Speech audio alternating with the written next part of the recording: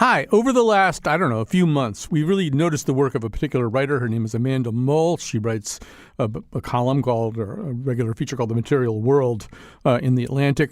Amanda is interested in a lot of the same stuff that we're interested in, particularly kind of the semiotics of the whole consumer industry, the kind of sense that there's meaning either embedded or grafted on to products or even types of transactions or brands. So we enjoyed her work so much we decided we would devote an entire show to her. But that didn't really seem like enough either.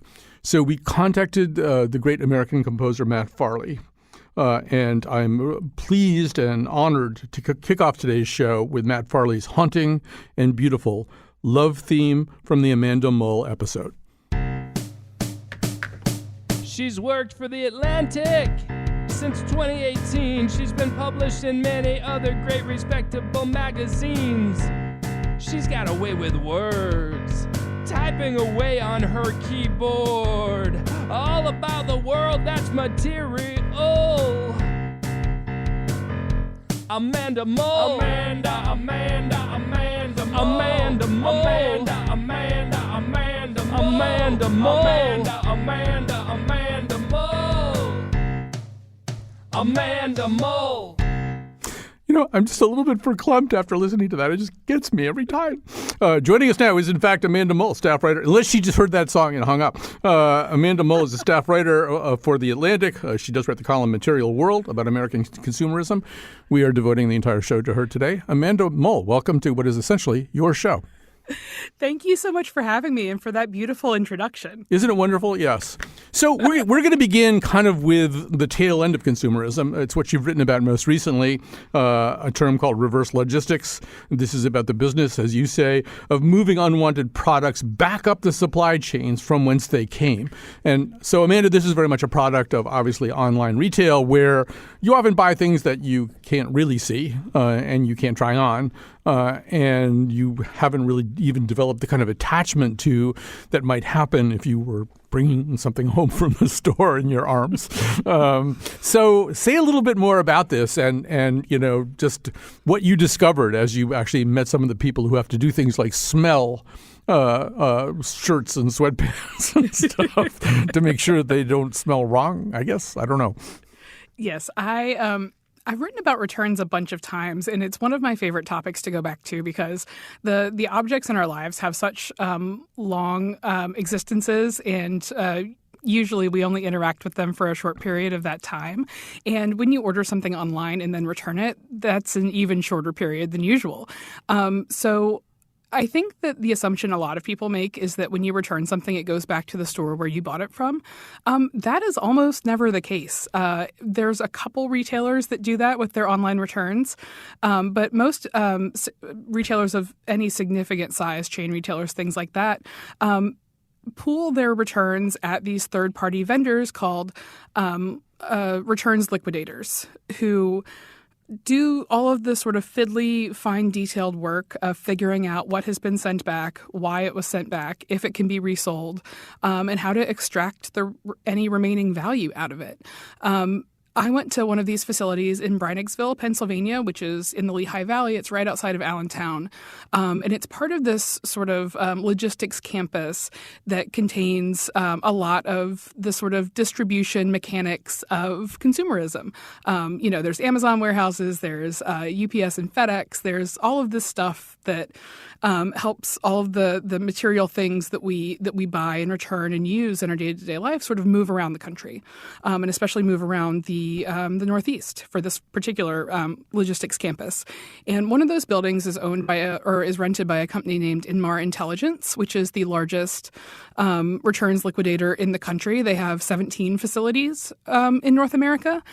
This is one of their largest ones, and it collects returns from tons and tons of retailers that you have heard of, that you have shopped from, of all different types. There are chain drugstores, there are major clothing brands, major discount retailers, things like that, that all send their returns back to this place. And, it involves a lot of data analysis. There's a lot of technology that is used in this process, but fundamentally, everything that you return has to pass in front of human eyes through human hands. Somebody has to look at it and evaluate it and decide if you actually are telling the truth when you say that you never wore it and it was never used and you should get a full refund. So I watched this process happen for lots of different things, including clothing. And part of the clothing evaluation process is somebody, gives that pair of pants that you returned or that sweater just a little sniff to see if it smells like a person has been sweating on it or not. I also love the fact that one indication that somebody might be lying about never having worn a garment is that sometimes underpants are found inside the pair of jeans that get sent back, or there's a vape pen, or perhaps the most disturbing thing, a wedding ring in the garment's pockets. Yes. Inmar told me that the most common stowaway they see in returned clothing is underwear. So somebody puts on a pair of pants, wears them around or just tries them on or whatever, decides they aren't going to work and sort of strips them off. And, with those pants sometimes go that person's underwear, and they get shoved into, the cardboard box or poly mailer from whence they came, and they go to Briningsville sometimes, where somebody has to remove them. They told me one story about a time that they found a guy's wedding ring, and he had actually contacted the retailer, and the retailer had contacted the facility to ask them to look for it. And it took them an entire shift, or at least that's what Inmar told me. And but they did eventually find it and get it back to him. But yeah, all kinds of stuff goes in the pants. There's a Harold Pinter play in that wedding ring thing, I think. But so this is also kind of a psychic shift. Prior to online retail, the percentage of consumer goods that were returned was, as you write, in the single digits. Now it's up to 20 to 30% of purchases result in returns. And I feel like we've, prior to the digital revolution, there was this kind of idea that we were moving in the opposite direction, that we were going to go and buy lentils out of a kind of a big barrel on its side and scoop it into something and then put it in our cloth bag and take it home, And instead, we've become these monsters who, buy a television set and watch the World Series on it and then return it or something. We just become these horrible people. I mean, I read this article and I think, I don't really like us that much. Well, we've certainly, as a population, developed some somewhat unsavory habits. I don't think that's entirely the result. The fault of individuals, though. One thing that's sort of interesting about online shopping is trying to put it in the larger context of the consumer system over time. And what you see with online shopping is, yes, it's a significant change in the sort of like mode by which all of this stuff happens. But the logic of it is sort of similar to that of Walmart. To that of the department stores that came before Walmart. This entire line of retail logic that suggests that we need to have the things we buy sort of contextualized and abstracted and made palatable and made interesting in ways that sort of cut them off from our understanding of their source, our understanding of the labor that went into them, where they came from, what kind of energy they required, and what happens to them when we're done with them. So this process that sort of led us to what is now somewhat of a logical extreme, I think, dates back about 150 years. And over time, the new waves of business owners, of entrepreneurs, of corporations find ways to make it more efficient, more enticing to individuals, more efficient at getting more and more things into people's homes. So I think online shopping is fundamentally sort of a continuation of that process going back more than a century. And really what it is just sort of stripping out all of the friction that stands between a person and a purchase. If you don't have to leave your house to buy something, that's a significant point of friction removed.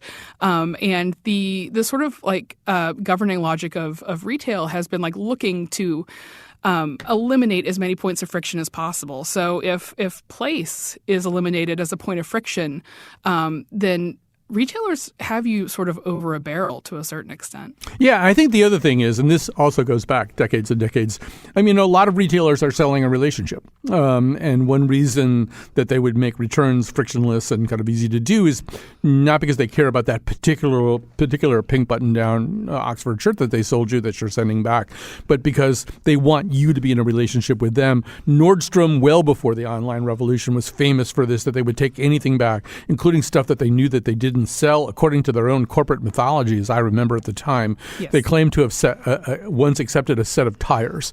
So that was like the big idea, have a relationship with Nordstrom because we're not going to screw with you in that way. Although in another piece that you wrote about, it turns out, at a certain point, it becomes maybe not all that cost effective just to be taking back stuff all the time and not making people pay for it. And all this frictionless shopping results in people buying stuff that they really don't want and they send back. So you write that the age of the free return is coming to a close. Yes. The history of retail is the history of companies sort of trying to shark market share from each other. And one of the ways that that's done is through this sort of relationship management that you describe. And returns are a big part of that because you take out a lot of the sort of inherent risk of spending money, at least psychologically, when you tell somebody that like, oh, if you don't like it, just bring it back. We'll give you a full refund. And that is an easier guarantee to make in person for a whole host of reasons. If somebody brings something back to a store, you can put it right back out on the sales floor immediately. Your processing time is almost nothing. I worked at Best Buy in the mid-2000s when I was in college, and we, took stuff back and then had it sold the next day to a new person because we could slap an open box price tag on it and somebody looking for a deal would come and take it. So the cost of processing returns was lowered, and so were the amount of returns that were happening. When people can see things in person, they make better decisions. They return fewer things. They know ahead of time if they're going to like how something fits. So you have lower costs on both of those ends, which enable you to say, yeah, we'll just take anything back. That logic sort of got exported to online shopping because a lot of people were really reticent to shop online when the technology first became commonly available. So what online retailers had to do was figure out how to create that same sense of like psychological safety in taking the risk of buying from a new retailer.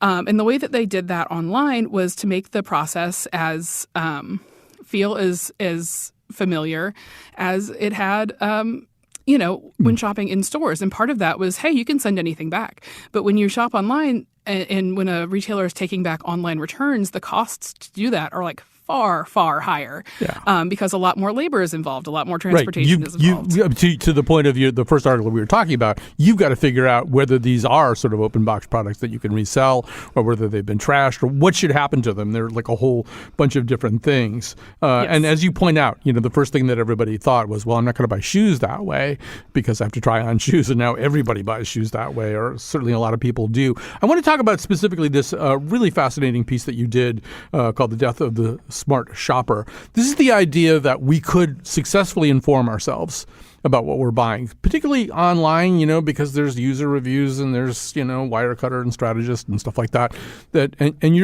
What you're saying, I think, is the stuff that we're buying now is still more of a black box. There's a huge information gap between the seller and the buyer. Yes, absolutely.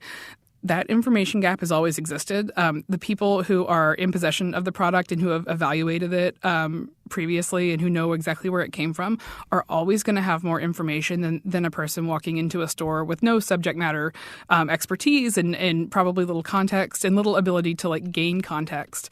But the internet sort of magnifies that because not only do you not have the subject matter expertise to look at a bunch of different window air conditioners and decide which one is would be most cost effective for you and fit the best in your home, but you don't even have the actual window air conditioners themselves to look at in person.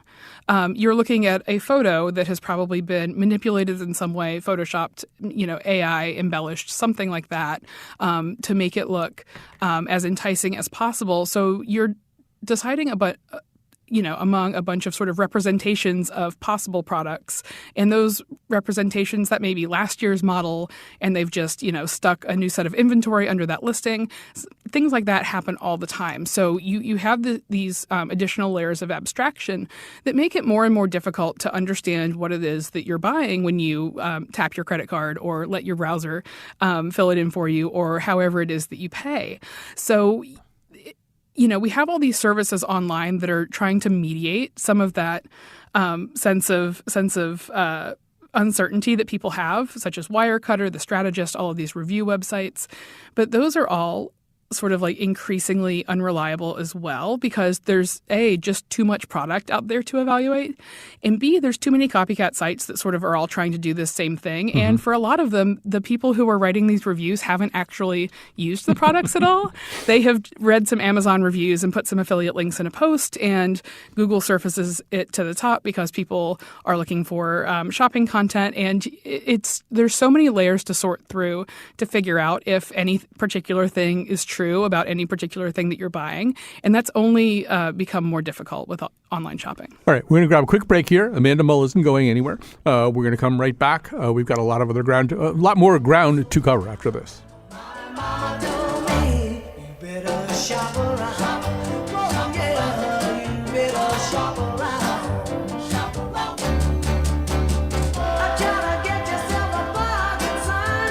Don't be sold on the very first one.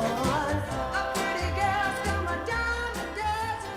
I'm trying to find one who's gonna give you true love. Amanda Mull. Amanda Mull. Amanda Mull.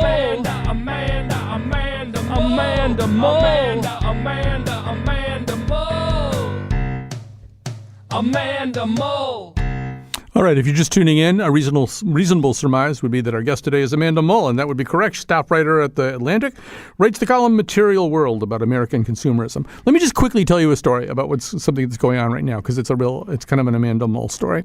So in late November, Amanda, I ordered it's actually a birthday present for a family member whose birthday is very close to Christmas. Mm-hmm. And I ordered it from Amazon. But two things. First of all, it was a third-party Amazon seller. As you write, there are now 2 million third-party sellers who are absorbed into the Amazon mothership with, some regard maybe to who they are, but maybe not that much. And the other thing was it was heavily featured in Wirecutter right around the sort of Black Friday time. And you could probably guess what's happened, which is that it hasn't arrived yet. Amazon has no idea where it is. They just said it should have arrived December 5th. If it hasn't arrived by December 8th, you've got a problem. So a lot of things are coming together, right? Me using a gift guide to maybe order something that's going to be over-ordered because everybody looks at Wirecutter and they think, well, I'll get that too. And then this whole third-party problem with Amazon. Right. This is a really precarious time of year for all of the logistics systems that feed the online shopping behemoth that we all interact with probably every day. You've got a lot of seasonal workers, both in warehouses and on delivery vehicles. You've got a surge in the number of packages that each person who handles packages has to deal with every day. I recently had sort of the opposite happen, is I got delivered something that I had ordered from Amazon, but Amazon believes it was not delivered. Amazon believes that it is still out there because I think the driver just missed scanning it when they were dumping out everything that was going to my rather large residential building. But there's no way for me to tell Amazon that I already have it. So I keep getting updates about it's on its way, it's coming, but it's already here. I'm using it. So there is just there's a lot that can go wrong in each of these little interactions that we have with this much, much larger system. And as you increase the volume of that system, which we do by leaps and bounds during the holidays, the capacity for errors increases along with it, and the ability to resolve those errors just is not really there, because letting any of us talk to a person in all of this would cost a whole lot of money. So we're sort of left dealing with prompts on apps and chatbots and things like that. Yeah. So, I mean, what I'll probably do about this, if it hasn't shown up by the weekend, is go to a brick and mortar store. And this is what you've been also writing about lately. The notion that the brick and mortar store was completely wiped out by online shopping turns out to be wrong. It's just that it had to kind of rethink itself a little bit.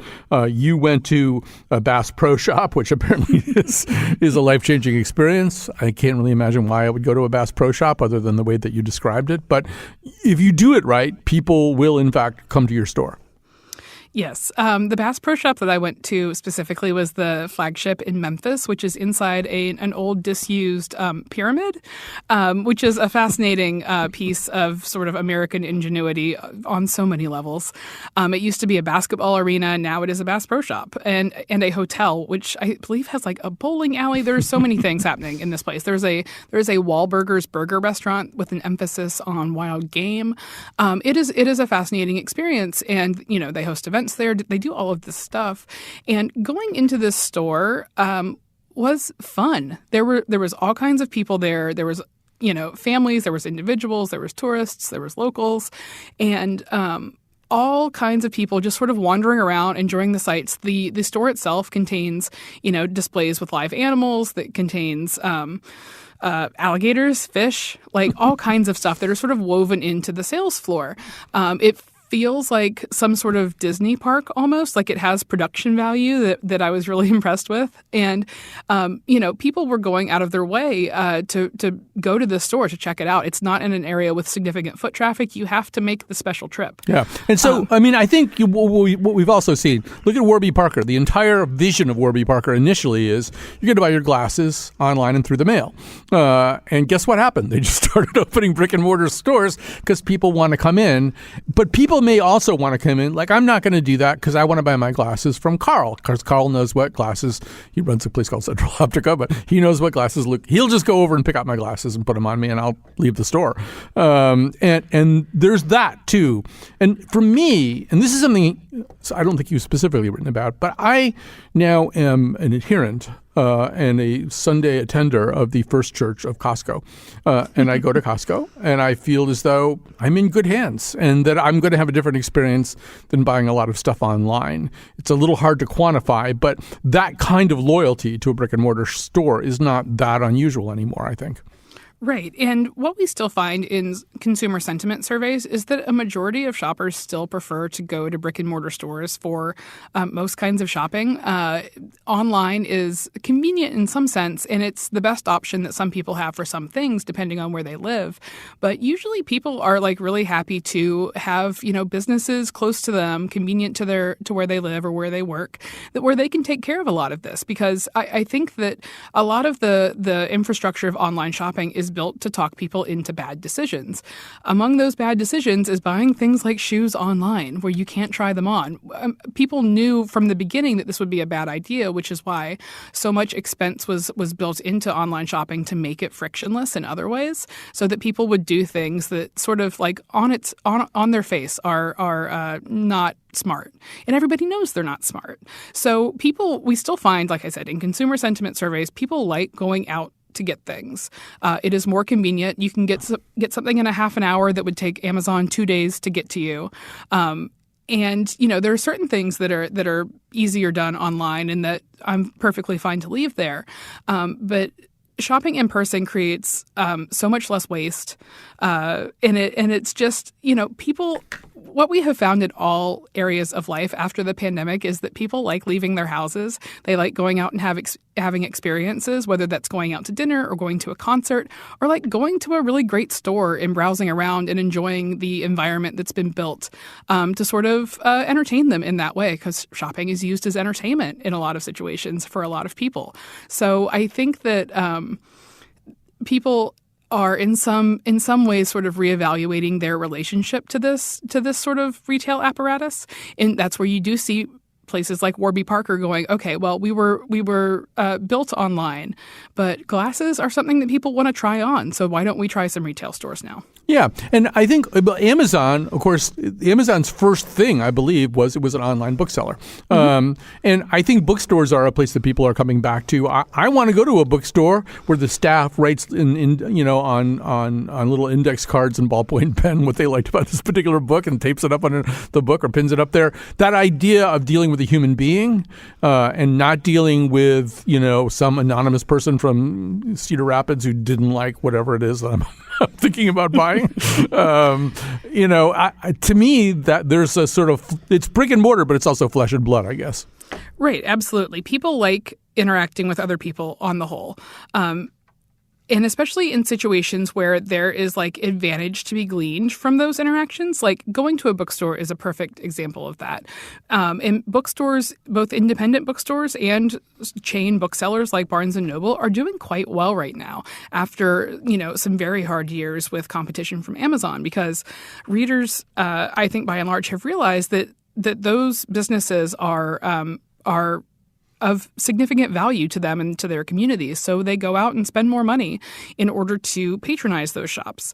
And part of that is that interacting with people who really love books when you're trying to find a new book is of significant value to you as an individual. You can get recommendations. You can browse, physically browse and see, happen upon things that you would have never found surfaced by the Amazon algorithm in 1,000 years.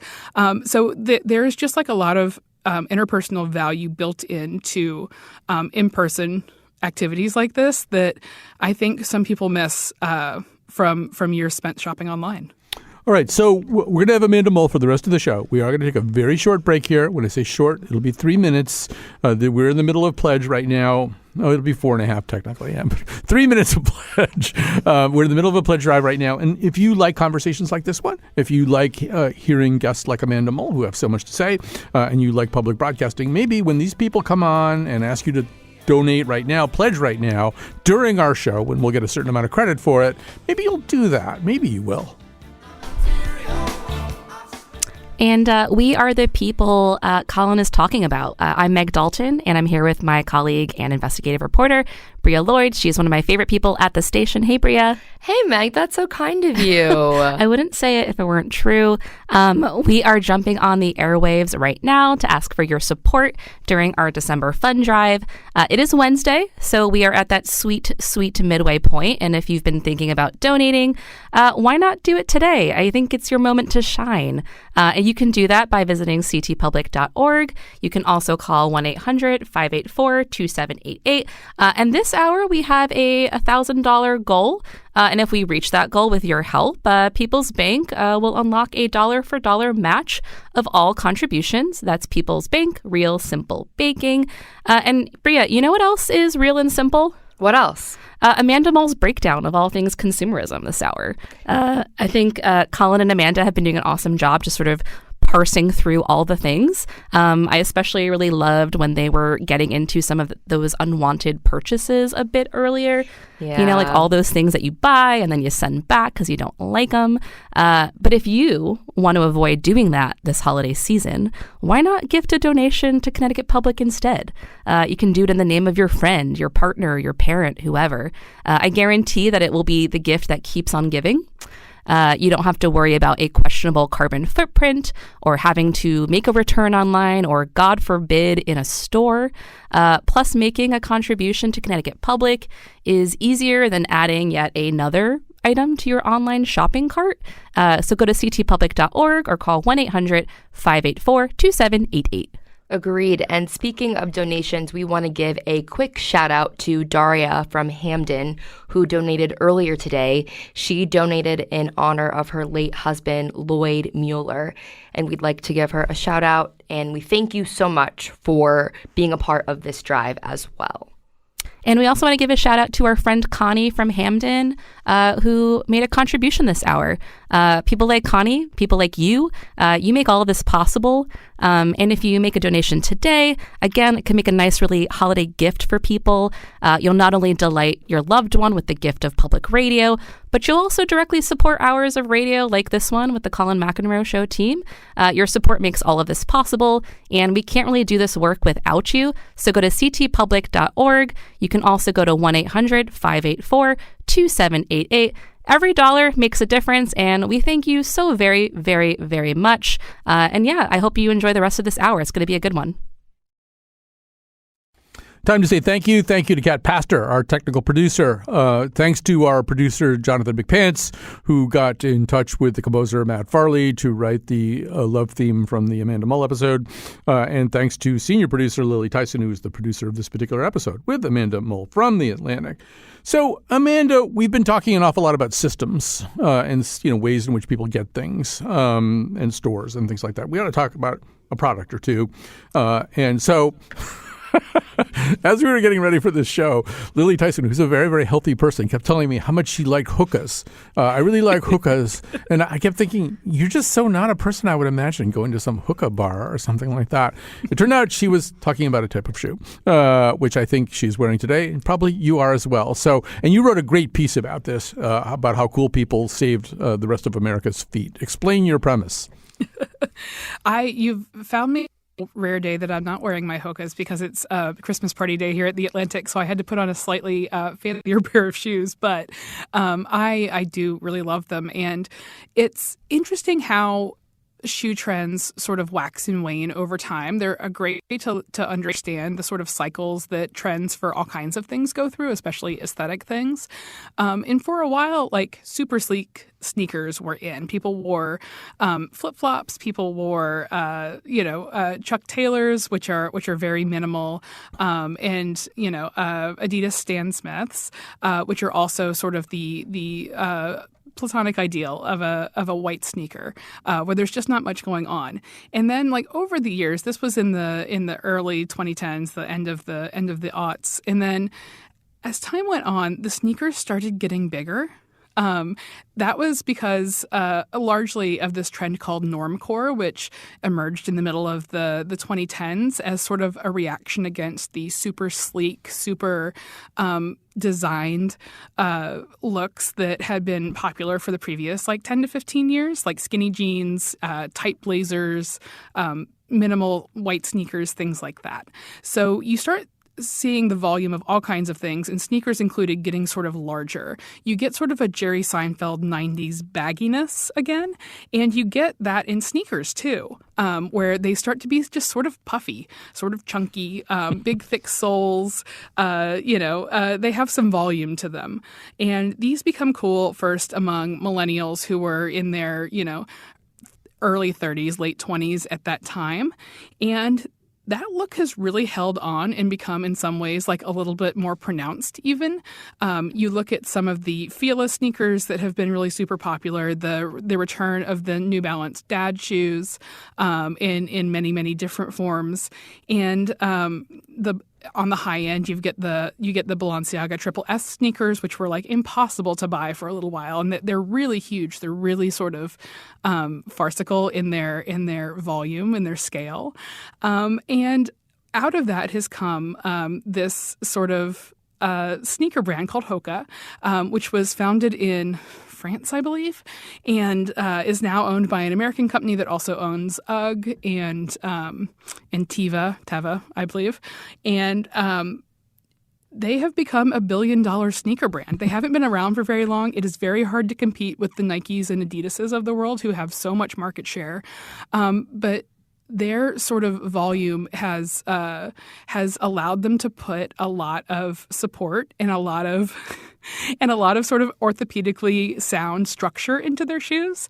And as this cohort of millennials who really got into normcore in their late 20s and early 30s have aged, a lot of them have just gotten used to the amount of support and the amount of comfort that shoes of this scale can provide, because they can put a lot of good padding and good structure within all of that.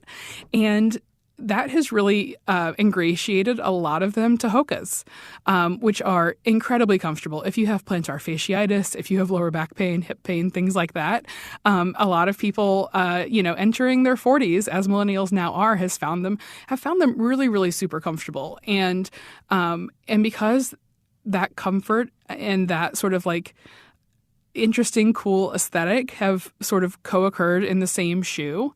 Things being comfortable and things being fashionable really don't happen simultaneously that often. And I think it's meant like a really, really huge buy-in to this particular brand of sneakers because you can sort of hit two birds with one stone. But not two Allbirds. But not two Allbirds with one stone. No. They're a different conversation. Those are too sleek for this trend. That's right. Too sleek for this trend. Different conversation. But yeah, I should say that I also have had plantar fasciitis, which is a disease which causes you to subscribe to the totalitarian, anti-democratic principles of Mr. Peanut. And also that I have pioneered a style called hobocore, where I just sort of look like I'm waiting for some other hobo to die so I can take his stuff. But I wear something called kuru, Kuru. I have them on right now. They're for like people who think Hoka's look too sleek and stylish, I think. But they're really good. They're really good for your feet. So let's go to sweaters. We talk a lot about NAFTA and the Warsaw Pact. We hardly ever talk about the multi-fiber arrangement. But you have informed me that the multi-fiber arrangement, which expired in 2005, is the reason that sweaters aren't as good as they used to be. Or a reason sweaters aren't as good as they used to be. Yes, it's one of the big reasons, and it goes for all types of products made out of textiles, all kinds of clothing, lots of home decor. What the multi-fiber arrangement set out, it was signed in the 70s, and it sort of was designed to be phased out. It phased itself out over the years until 2005 when it was no longer in effect at all. And what it did was place caps on the amount of textile products that could be imported to rich Western nations from poorer nations, mostly in Asia and Latin America. So that meant that not a whole lot of clothing from the areas of the world that now produce almost all of our clothing could be brought into the U.S. or into Western European countries. That was a little bit protectionist over the garment industries in those areas, but it was more signed as like sort of a placation method to the garment industries at that time because it was designed, like I said, to be phased out. So when that expired in 2005 is when you really start to see the flooding into the American market, all these fast fashion brands. You get lots and lots of H&M stores, H&M's web presence. You get more Zara stores. Forever 21 really takes off because suddenly there's no limitations on how much inexpensive textile products you can bring in from anywhere in the world. The tax burdens on those, the tariff burdens have been greatly, greatly reduced. So what happens is that brands just start looking around the world for manufacturing capacity that allows them to make cheaper clothes because suddenly there's this competition from international companies that are already bringing in cheaper clothing. So the American brands, the mall brands, the ones you think of from the 80s and 90s, suddenly are required to like compete against these companies that are priced so much lower than they are. So they go out and look for similar manufacturing capacity and they start to lower their prices. When you lower prices, something has to give. So you're looking for cheaper labor, yes, but also when you look for cheaper labor, it tends to be labor that the manufacturers have not invested in. So it's less skilled, and you're going to then have them also working with fabrics that are just not as good, that are a lot cheaper to produce and can be produced in basically unlimited quantities. What that means is a lot of plastic, polyester, acrylic, things like that are all plastic. They're all derived from fossil fuels. And then you also get viscose, which is rayon, and a couple other brand names like that. And that product is made from bamboo, so it's technically natural in that way, but it requires a lot of really caustic chemicals that make it really, really difficult to manufacture it in the U.S. because of environmental regulations. I mean, it's the perfect American product, right? We pollute somebody else's environment so we can have a cheaper product that we can also feel a little bit good about because there's bamboo in it somewhere. Yes. Yes, the marketing of bamboo, one of my coworkers has actually written about this. The marketing of bamboo textiles is sort of fascinating because they're really, really detrimental to the environment. They are basically illegal to manufacture in the U.S., but people feel good about them because it says bamboo, and it is somewhere back there along the line, bamboo. But bamboo, we've all felt it. Some of us have had it in our backyards and tried to get rid of it. It is not a plant. It is not something that yields, and it can be made very, very soft, but it takes some really noxious chemicals to do that. So you do that all overseas, and the cheaper fabrics and the cheaper labor and the worse conditions and the less skill and the higher scale just mean that quality over time from all kinds of different angles just decreases. And you get stuff that's not well made, that doesn't survive cleaning, that doesn't survive wear, and everything gets a little bit worse. I'm wearing a sweater from a catalog called Carbon to Cobalt, which I'm very hopeful about, and it is all cotton anyway. So we'll see what happens to it. It's brand new. So I took it from another hobo. While he was sleeping. We're just almost out of time, but then this is not something that you've written about, but I really want to hear your thoughts about it. So I just noticed this morning that Wirecutter, there's a movie called Leave the World Behind. It had stars Julia Roberts and Mahershala Ali and Ethan Hawke. There's a really high-end fallout shelter or survival shelter, bunker kind of towards the end of the movie. And they've already sort of they have a piece about how to buy all the stuff, how to have your own $2.6 million fallout shelter. But I also watched May December recently, and I know that if I were hipper about makeup, I would be going, oh, Julianne Moore and Natalie Portman are putting on Instagram favored brands like Ilia and stuff. There's a lot of influencing of us just from the culture that we consume that may either drive our decisions or validate decisions we've already made. I'd love to hear you say that, talk about that for a few minutes. Yeah, this is a really classic practice in mass media. People are always looking for indications that they're buying or doing or consuming or acting in the correct ways, and I think that people, they look to the other humans around them, but they also look to messages in media. And it is, as long as we've had mass media in the U.S., which is about the same amount of time that we've had the consumer system in the U.S., those two things have gone sort of hand in hand. One of the best examples of this is the example of De Beers and the diamond cartel and its relationship to Hollywood. And this goes back to mid-century, where you had a desire by diamond purveyors to create an image of diamonds as particularly rare and particularly sought after and important in certain social ways, both romantically and to women's conception of success, and buying them for women important to men's conception of success. So you saw the De Beers cartel, through their advertising agency, put this sort of like full court press on Hollywood. And out of that, you get a lot of different important types of media, but you get most famously Marilyn Monroe in Gentlemen Prefer Blondes doing the famous Diamonds Are a Girl's Best Friend number. The De Beers cartel, through its advertising agency, supplied tons and tons of diamonds to Hollywood celebrities, to Hollywood productions. And you get moments of culture like this. And this one is so famous. It has been, parodied and recreated in so many different forms of media since then, including the Material Girl Madonna video. And that was really with the intention of setting the expectation that diamonds have this particular social value in the U.S. Into American women in particular.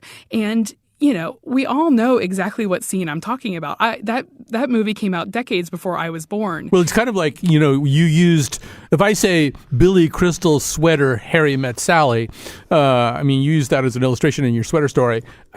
30% of my audience will be able to conjure up a picture of that right away, right? Right. Yeah, these tableaus and these moments and these scenes that get created in mass media and that come to sort of mean something important in culture, in two people, and two people's shared understanding of the expectations and values of the society that they live in. These all include like lots and lots of objects, and brands and sellers and manufacturers have known for a very long time that putting the right thing in those moments has an incredible impact potentially on how people buy things, on how people think about products, on how people think about the value of the things that they consume. And so this is something that has gone on for a very, very long time, since the beginning of the Hollywood system, really. Right. And we've only got 2 minutes left here, and so I hope I don't have to cut you off. But, I mean, it's happening even more insidiously in places like TikTok. I'm sure you saw the story 2 days ago in the Wall Street Journal about tweens, 11 and 12-year-old girls who want $62 whipped moisturizers from Drunk Elephant and all these incredibly expensive skin products that they're learning about on TikTok, which is an even harder elephant to throw a rope around. Yes, you end up in this situation where we are now, from the sort of diamonds are a girl's best friend example. You end up where like the product recommendation or the product representation is itself the entertainment. There is no like interesting song or interesting movie that happens around a lot of these things now. We view the recommendation itself as a form of entertainment, and it becomes sort of like devoid of larger cultural meaning, of artistic merit. There's there's trade-offs that we all make in the consumer system, and one of the better trade-offs is that De Beers financed some fun movies that people still really enjoy watching. I don't think that a lot of our product recommendations and sponsored content these days end up even creating that sort of media that might have a larger value to society. It's just recommendations for their own sake. Yeah, so we're going to have to stop there. I want to, first of all, thank Amanda Mull very much for her time today. And we really have just scratched the surface of the Amanda Mull oeuvre. I found just reading a lot of the stories to get ready for this, I started thinking in a very different way about all kinds of things that I'm purchasing, all kinds of things that I might consider getting, what it actually means, who's influencing me. So I really do recommend going to the Atlantic site and just clicking on the Amanda Mull thing, and you'll get years and years of not that many years of terrific articles. But Amanda Mull, thank you so much for spending time with us today.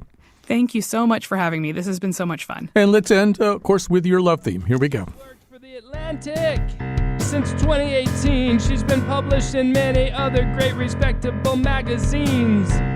She's got a way with words, typing away on her keyboard. All about the world that's material. Amanda Mull. Amanda Mull. Amanda Mull. Amanda Mull. Amanda Mull. Meg Dalton here with my colleague and pal Bria Lloyd, and we're back to ask for your support. You can't see us, but we were vibing really hard to Amanda Mull's theme song. It's quite the bop, and I think it'll be stuck in my head for the next couple hours. I love that theme song. It was a lot of fun. So there's only a few minutes left this hour, but we really want to hit our $1,000 goal. We are about halfway there. And perhaps even living on a prayer.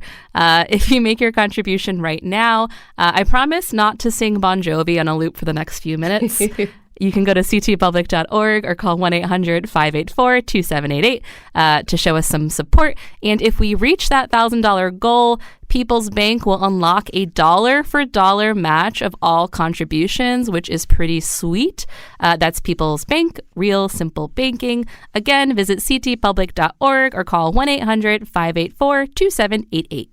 And Meg and I have been chatting. There are a lot of amazing gifts that you can get if you do donate to us. And the holiday season is upon us, so it's the perfect time. And I think one of our favorites is this mug that we have. And if you donate $10 a month, you can get this mug that has every town in Connecticut listed on the mug. Literally every single town, 169 across the state. From Andover to Woodstock. It's got Bridgeport, where I live. It's got New Haven, where Bria lives. And it's also it's very snazzy. It feels really good in your hand. I have it in my hand right now. And it says "We are Connecticut" in bold type at the very top. And because it's winter, I feel like this is going to be the perfect mug for sipping on any of the hot beverages that you like, whether it's hot chocolate, apple cider, some mulled wine. And you can only get it from us. It is Yes. exclusive to Yes. us. And I would love this mug. So that is one of our gifts if you guys are interested in that.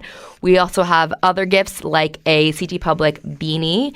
I have the beanie. I love the beanie. It's very warm and, it is getting cold here and we're going to have a long snowy season, I've heard. So you can get that as well for $10 a month.